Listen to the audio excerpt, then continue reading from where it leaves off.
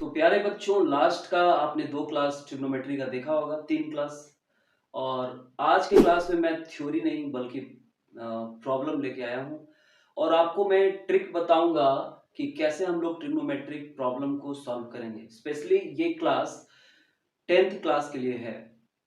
तो सबसे पहले हमने पढ़ा बेसिक्स ऑफ ट्रिग्नोमेट्री, यानी कि ट्रिग्नोमेट्रिक रेशियोज क्या होता है, उसका वैल्यू कैसे आता है, for angles 0 degree, 30 degree, 45 degree, 60 degree and 90 degree के लिए ट्रिग्नोमेट्रिक रेशियो का वैल्यू कैसे फाइंड करते हैं। आज हम लोग पढ़ेंगे कि क्वेश्चंस को, यानी कि प्रॉब्लम, ट्रिग्नोमेट्रिक प्रॉब्लम को सॉल्व कैसे करें। तो कुछ प्रॉब्लम्स लेकर आया हूं जो एनसीईआरटी बुक क्लास 10th में दिया है, तो उसको आज हम सॉल्व करेंगे और दिखाएंगे कि कैसे प्रॉब्लम सॉल्व होता है। इसके बाद हम लोग आएंगे ट्रिग्नोमेट्रिक आइडेंटिटी पर वीडियो को आगे बढ़ाने से पहले आपसे मैं फिर एक बार रिक्वेस्ट करूंगा कि आप चैनल को सब्सक्राइब करें, बेल आइकन को दबाएं, कमेंट करें, शेयर करें, लाइक करें और वीडियो को अंत तक देखते रहें। तो आइए देखते हैं आज का पहला क्वेश्चन क्या है। यदि आपको ऐसा दिया रहे कि sine theta is equal to 3/4, sine theta 3/4 दिया रहेगा और बाकी का जो ट्रिग्नोमेट्रिक रेशियोज है उसका वैल्यू निकालना होगा, तो हम लोग कैसे निकालेंगे। तो करना क्या है, ऐसे क्वेश्चंस में आप एक ट्रायंगल बना लो ABC, यहां आप एक एंगल दे दो थीटा और इसमें sine theta is equal to 3/4 दिया है। तो ऐसा हम लोग मानेंगे, हमें पता है कि साइन थीटा का वैल्यू क्या होता है, परपेंडिकुलर बाई हाइपोटेन्यूज, यानी P/H होता है। तो इसमें हम क्या करेंगे कि P को और H को इस फॉर्म में मान लेंगे, मतलब इसी के मल्टीपल फॉर्म में कुछ मान लेंगे। जैसे let P is equal to 3x, H is equal to 4x, यानी ये हो जाएगा 3x और ये हो जाएगा 4x। चूंकि हम लोग रेशियो निकालते हैं तो यहाँ 3x और 4x से कोई फर्क ही नहीं पड़ने वाला है, इसका रेशियो 3/4 ही आएगा। तो पाइथागोरस थ्योरम से आप इसका वैल्यू निकालो, क्या हो जाएगा पाइथागोरस थ्योरम से, b का वैल्यू हो जाएगा √4x² minus 3x² is equal to √16x² minus 9x² is equal to √7x², यानी √7x। क्यों ऐसा हुआ, साइन थीटा का वैल्यू मैं फिर से रिपीट कर रहा हूं 3/4 दिया हुआ है और 3/4 का मतलब ये हुआ कि P/H, यानी हमने P को मान लिया 3x और H को मान लिया 4x, तो बेस क्या हो गया h² माइनस P², यानी 4x whole square minus 3x whole square is equal to 16x² minus 9x², 7x² is equal to √7x। ये किसका वैल्यू हो गया, √7x हो गया वैल्यू आपका बेस का। तो अब हमारे पास P है, B है और H है, तो बाकी ट्रिग्नोमेट्रिक रेशियोज का वैल्यू आसानी से निकल जाएगा।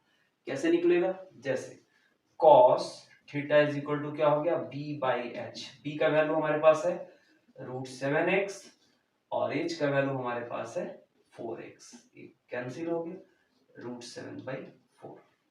अब आपसे पूछा जाएगा tan थीटा का वैल्यू, तो tan थीटा का वैल्यू क्या हो जाएगा P/B। आपके पास P कितना है 3x और B कितना है √7x, x कैंसिल हो गया, तो आपका आ गया 3/√7। चाहे तो इसको आप रेशनलाइज करके भी लिख सकते हैं, यानी कि इसे आप √7 इंटू √7 ऐसे मल्टीप्लाई करेंगे, ऊपर हो जाएगा 3√7 और नीचे हो जाएगा 7। तो ये पहला क्वेश्चन है जो इस तरह का हो सकता है। आगे हम दूसरे क्वेश्चन पे बात करते हैं। यदि आपको दिया रहे 8 cot theta is equal to 7, ऐसा दिया रहेगा 8 cot theta, if 8 cot theta is equal to 7, then find the value of all trigonometric ratios, ऐसा दिया रहेगा। तो क्या करेंगे हम लोग, फिर से वही काम, cot 8 cot theta is equal to दिया है 7, तो यहां पर cot थीटा का वैल्यू क्या हो जाएगा 7/8। तो cot थीटा हम लोग जानते हैं कि b/p होता है, यानी बेस बाई परपेंडिकुलर होता है। तो यहां पर हम लोग b को क्या मान लेंगे, यहां हम लोग मान लेंगे 7x, और ये p को क्या मान लेंगे, हम इसको मान लेंगे 8x। तो यहां पर h कितना हो जाएगा, h is equal to root under 7x square plus 8x square. क्या आ गया मेरा 49x square plus 64x square is equal to 113x square. इसमें हमारा x बाहर आ गया, रूट अंडर 113x, यानी ये आपका इसका h का वैल्यू हो गया रूट अंडर 113x। अब ऐसा आ गया तो फिर से हम सारे ट्रिग्नोमेट्रिक रेशियोज का वैल्यू निकाल सकते हैं, जैसे कि साइन थीटा p/h, p/h मतलब कितना हो गया 8x by root under 113x, x cancel हो गया 8 बाई रूट अंडर 113, और इसको आप रैशनलाइज कर सकते हैं। इसी तरह और सारे का वैल्यू निकाल सकते हैं। अगला क्वेश्चन ऐसे होगा, आपको दिया रहेगा find the value of sine 45 degree by sec 30 degree plus cos 60 degree, इस तरह से कुछ वैल्यू दिया रहेगा और इसका पूरे का वैल्यू निकालना रहेगा। तो कैसे निकालेंगे हम लोग इसको, फिर से देखेंगे। सारे जगह पे जहां भी जरूरत है हम उस एंगल के लिए उसका वैल्यू रखेंगे और फिर इसको सिंप्लीफाई कर देंगे। जैसे पहले क्या करेंगे, यहाँ पर साइन 45 डिग्री का वैल्यू क्या है 1/√2, सेक 30 डिग्री का वैल्यू क्या होगा 2/√3, और कॉस 60 डिग्री का वैल्यू क्या होगा 1/2। और इसको जब हम सिंप्लीफाई करेंगे तो 1/√2 बाई यहां पर क्या हो गया 2√3, दोनों का एलसीएम लिया हमने, 2 2 जा 4, अब प्लस यहां √3 मल्टीप्लाई हो गया तो ये आ गया √3, यानी 1/√2 अब 4 प्लस √3/2√3। इसको और सिंप्लीफाई करो, यहां पर आ जाएगा आपका 2√3 बाई √2 4 प्लस √3। इस ये √2 जो है इस 2 को √2 से कैंसिल कर देगा, तो ऊपर में आपका आ गया √2 इंटू √3 √6, और नीचे में आ गया 4 प्लस √3। आपने पहले भी पढ़ा होगा कि फिर से इसको हम लोग रेशनलाइज कर सकते हैं। तो क्या रेशनलाइजेशन करने का तरीका है, ऊपर और नीचे इसको कंजुगेट पेयर से यानी 4 माइनस √3 से आप क्या करें मल्टीप्लाई कर दें, तो ऊपर आपका आ जाएगा √6 इंटू 4 माइनस √3, और नीचे में आ जाएगा 16 माइनस 3। फाइनली अपना जो आंसर आया वो आ गया 4√6 माइनस √18 बाई 16 माइनस 3, यानी कि 16 माइनस 3 यानी कि 13। ये आपका आंसर हो गया। ये इस टाइप का क्वेश्चन रहेगा तो आप बना सकते हैं। अगले टाइप का जो क्वेश्चन है वो इस तरह से होगा, ध्यान से देखिए इसको। tan a plus b is equal to √3 tan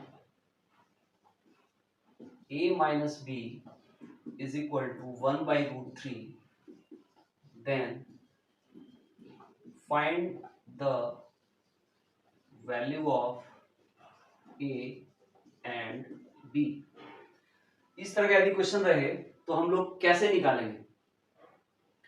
ये क्वेश्चन इक्वेशन जैसा लग रहा है, इक्वेशन से ही बनेगा भी। तो सबसे पहले इसमें हम लोग को करना क्या है, ये tan a plus b is equal to √3 है, तो √3 tan के किस एंगल के लिए वैल्यू होता है वो लिखना है।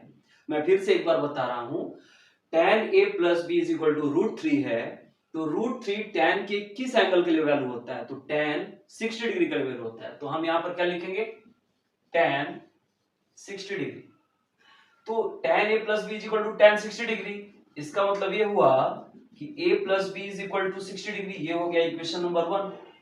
इसी तरह tan a minus b is equal to 1/√3 है, तो हम जानते हैं कि tan 30 डिग्री का वैल्यू 1/√3 होता है, तो यहां पर tan a minus b is equal to क्या लिखेंगे हम लोग, tan 30 डिग्री।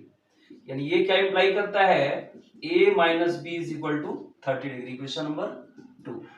अब दोनों इक्वेशन को सॉल्व करेंगे एडिंग 1 एंड 2, क्योंकि यहाँ पर b एक प्लस है और एक माइनस है, तो हम लोग इसको क्या करेंगे, दोनों को ऐड करेंगे। इक्वेशन 1 और 2 को ऐड करेंगे तो हमारे पास क्या आ जाएगा, a प्लस ए 2a, और b कैंसिल हो गया, 2a इज इक्वल टू कितना आया, 90 degree. Therefore a is equal to क्या आ जाएगा, 90 degree by 2 is equal to 45 degree. और putting the value of 45 in 1 और 2, b इज इक्वल टू क्या हो जाएगा, 60 degree minus 45 degree is equal to 15 degree. यानी कि a का वैल्यू 60 डिग्री आया और b का वैल्यू 15 डिग्री आया। ये आपका आंसर है। तो इस तरह का क्वेश्चन आएगा तो आप ऐसे बना सकते हैं। अगला जो क्वेश्चन है वो है एक ट्रिग्नोमेट्रिक टर्म में बाकी सभी ट्रिग्नोमेट्रिक रेशियोज को लिखना। मतलब कि जैसे साइन थीटा को कॉट थीटा के फॉर्म में लिखना, कॉस थीटा को साइन थीटा के फॉर्म में लिखना, ऐसा क्वेश्चन है। तो हम लोग कैसे बनाएंगे देखते हैं आगे। यदि आपका क्वेश्चन ऐसा रहे, express sine theta sec theta and tan theta in form of cot theta, तो हम लोग क्या करेंगे, सबसे पहले हम लोग जानते हैं इसको कैसे सॉल्व करेंगे। सबसे पहले हम लोग जानते हैं कि कॉट थीटा का वैल्यू जो होता है वो होता है बेस बाई परपेंडिकुलर। यहाँ पर बेस क्या है, ए बी है, और परपेंडिकुलर क्या है, पी सी है। तो यहाँ b का वैल्यू यानी ए बी का वैल्यू क्या हो जाएगा, p cot थीटा। देन ये मान लिए p है परपेंडिकुलर, तो इसका वैल्यू क्या हो जाएगा, p cot थीटा। तो फिर ac का वैल्यू क्या हो जाएगा, ac का निकालेंगे, ac इज इक्वल टू हो जाएगा root under b square plus p square, यानी p स्क्वायर अब plus p cot theta whole square is equal to p square और plus p square cot square theta is equal to, यहां पर क्या हो जाएगा, p स्क्वायर का p बाहर कॉमन हो गया, 1 प्लस कॉट स्क्वायर थीटा आपका हो गया इज इक्वल टू p का बाहर हो गया और ये रूट अंडर हो गया 1 प्लस कॉट स्क्वायर थीटा, ये आ गया। तो हमारा h भी निकल गया, p root under 1 plus cot square theta. तो p पता हो गया और ये क्या है, b पता हो गया और h पता हो गया। तो बाकी ट्रिग्नोमेट्रिक रेशियोज का वैल्यू आप आसानी से निकाल सकते हैं। जैसे कि यहां पर हमें निकालना है साइन थीटा, तो sine theta is equal to क्या हो जाएगा भाई, p बाई एच। p का वैल्यू कितना है, p ही है। h के जगह हमने लिखा p root under 1 plus cot square theta, p cancel, यानी 1 by root under 1 plus cot square theta. यानी साइन थीटा को कॉट थीटा के फॉर्म में हम लोग कैसे लिखेंगे, sine theta is equal to 1 by root under 1 plus cot square theta. ये हो गया साइन थीटा का value. Sec theta is equal to क्या होगा भाई, h बाई b। h की जगह पे दिया है p 1 plus cot square theta और by p cot theta. p से p कैंसिल हो गया, क्या आया, 1 plus cot square theta by cot theta. और लास्ट में पूछ रहा है टेन थीटा, तो टेन थीटा का वैल्यू क्या होता है भाई, p बाई b।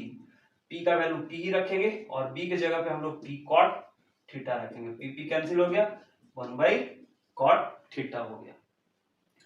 तो ये रहा हमारा आज का क्वेश्चंस। बाकी क्वेश्चंस आप खुद ही बनाएं और बनाने के बाद यदि आपको प्रॉब्लम होता हो तो कमेंट बॉक्स में डालिए या व्हाट्सएप पे सेंड कीजिए, जो मेरा नंबर डिस्क्रिप्शन बॉक्स में दिया हुआ है।